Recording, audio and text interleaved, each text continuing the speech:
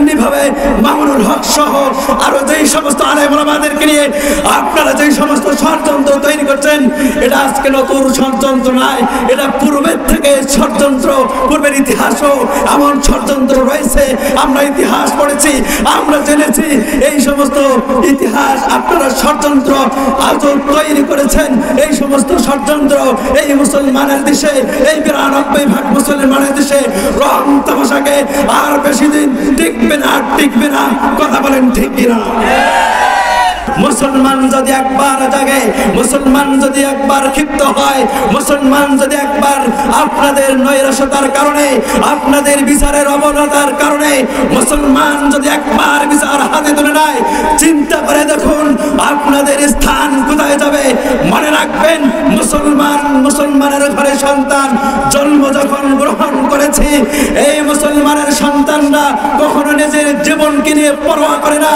কারণ মুসলমানরা উমরের উত্তরসূরি, মুসলমানরা জীবন দেওয়ার জন্য সর্বদাই প্রস্তুত। আমাদের আমলের অবস্থা অন্যরকম অবস্থা। এজন্য আমরা চাই যে আল্লাহর রাস্তায় যদি জীবন দিতে হয়, আমরা জীবন দিয়ে শহীদ হতে, সে আল্লাহর কাছে যেতে চাই। শহীদের বিনিময় ছাড়া আমাদের কোনো এমন আমল নাই যে আমলের মাধ্যমে আমরা মনে হয় জান্নাতে যেতে পারবো। আমাদের যে সময় ফিলিস্তিন সহ বার্মা সহ নির্যাতিত অবস্থানগুলোতে আমরা সঠিক ইমানের পরিচয় দিতে পারি নাই। আমাদের দুঃখ মানে সবসময় লালন করছে। কিন্তু সাবধান হয়ে যান, এমনই চলতেই থাকে।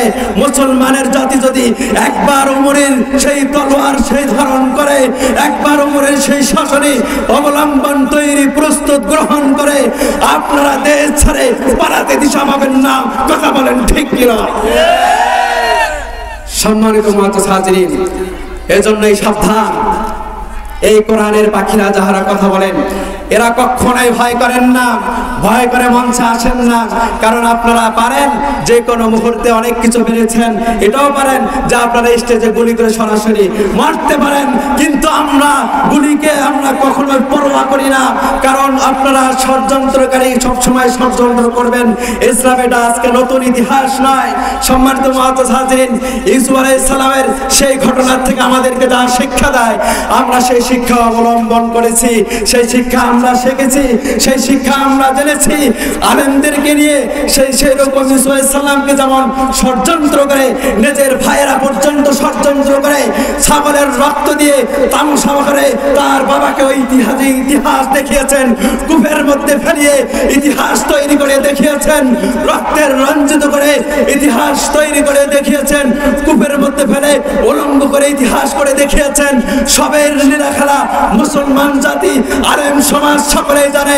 এমনি ভাবে মামুনুল হক সহ আরো যেই সমস্ত আলেম ওলামাদেরকে নিয়ে আপনারা যেই সমস্ত ষড়যন্ত্র তৈরি করছেন, এটা আজকে নতুন ষড়যন্ত্র নয়, এটা পূর্বের থেকে ষড়যন্ত্র।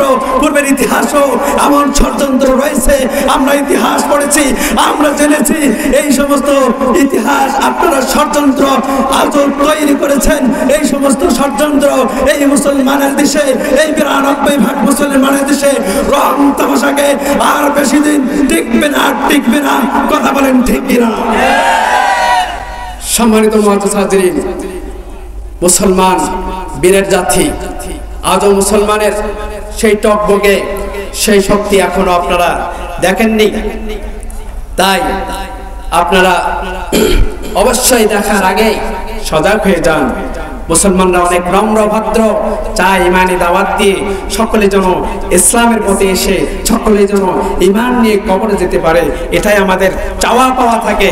এই জন্য আমরা সকলকে উদারত আহ্বান জানিয়ে আমরা সকলকে এই সমস্ত ফিতনা ফাসাদের সময় সকলেরকে তওবা করে, যে মুহূর্তে বৃষ্টি নাই, আপনারা 2-4 জনের জন্য, আপনারা 2-4-5% জন্য, আপনাদের জন্য সকলেই কষ্টের মধ্যে ভোগ করবেন, আপনাদের জন্য সকলেই কষ্টের মধ্যে থাকবেন, এটা হতে পারে না। এজন্য সকলকে তওবা করে সকলকে নিজের পরিবর্তন ঘটিয়ে, কারণ আল্লাহ তাআলা কখনো পরিবর্তন ঘটান না যতক্ষণ পর্যন্ত না বান্দারা নিজে পরিবর্তনের জন্য চেষ্টা করেন। সকলকে পরিবর্তন হওয়ার তৌফিক দান করুক। সম্মানিত মুআজ্জাজ হাজিরিন, করবেন কি? এমন মুহূর্তে আমরা কোরআন হাদিস একটু পড়ে মাঝে মধ্যে অনেক কষ্ট লাগে, দুঃখ লাগে। আমাদের কারণে আজকে আমরা নির্যাতিত, নিষ্পেষিত হয়ে যাচ্ছি।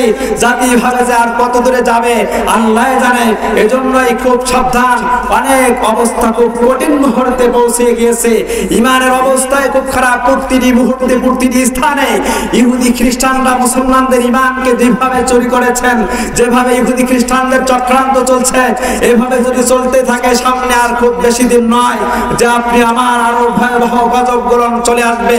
আজকে দেখেন আপনি আমার দেশে 92% 95% মুসলমানের দেশে একের পর এক কিরকম আপনি আমাকে দিয়ে কিভাবে খেলছেন আর হাসছেন। ওই সমস্ত নাফরমানদের শক্তি আল্লাহ তাআলা কেন বাড়িয়ে দিলেন? এটা আপনি আমাদের কিছু বিচক্ষণতা না থাকার কারণ, আপনি আমার সজাগ না থাকার কারণ। আজকে বেধর্মীদের কাছে আপনি আমার মুসলমানের সন্তান, আপনি আমার একই অঙ্গের, একই প্রাণের, একই সঙ্গের, একই রক্তের মুসলমান ভাই। আজকে বিধর্মী, নাস্তিক, বেঈমান, সম্পূর্ণ ৫% আপনি আমার দেশে কিভাবে ধূলিসাৎ করছেন, এমন ভাবে মারছেন, এমন ভাবে নির্যাতন করছেন, এমন ভাবে ধূলিসাৎ করে দিয়েছেন। আপনি আমার করার তেমন কিছুই নাই, কিন্তু কারণ কি মুসলমান? আজকে কখন আপনি আমার চক্ষু খুলবে বোঝার বিষয়। অনেক কঠিন ষড়যন্ত্র চলছে মুসলমান। এই তো এখন আরো বিভিন্ন শুরুতে মা বোনদের একটু সচেতনতার জন্য বলছি যে তাদেরকেও কিরকম ভাবে ফেসবুক আইডি থেকে, মেসেঞ্জার আইডি থেকে কত রকমের ষড়যন্ত্র করে বিদেশে পাচার করা হচ্ছে, হয়রানি করা হচ্ছে, তাদের কাছে জুলুম করা হচ্ছে, কত অন্যায় করা হচ্ছে।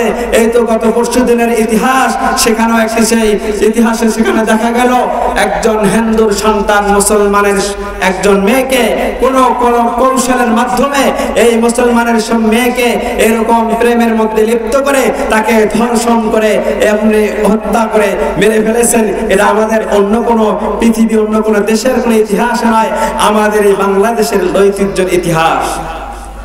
সম্মানিত মুআজ্জাজ হাজিরিন, এভাবে যদি চলতে থাকে আমরা কখনোই বিচারকে হাতে নেব না। সর্বদাই আমরা আইনকে শ্রদ্ধা করি, সম্মান করি। আমরা বলবো এই 92% মুসলমানের দেশে 92% মুসলমানের ইমানি দায়িত্ব হিসাবে আমরা বলবো ওই সমস্ত অন্যায় কর্ণেওয়ালা যাহারা রয়েছেন, ওই সমস্ত ফরিদপুরবাসীর সে ঐতিহ্যের যে স্থান চলছে, এই স্থানের যে ঐতিহ্য ঘটেছে আমরা সকলেই জানি। এমন নিষ্পৃত একটি ঘটনা, এমন একটি নির্বাহিত একটি ঘটনা, এই ঘটনার সঠিক বিচার আমরা সে আইন আদালতকে আমরা বলে দিতে চাই।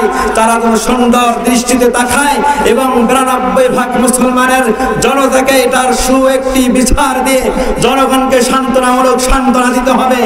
অন্যথায় যদি আপনারা যদি সঠিক বিচার না করে একের পর এক এই মুসলমানের দেশে অত্যাচারী স্বৈরাচারিত্বের পরিচয় দেন,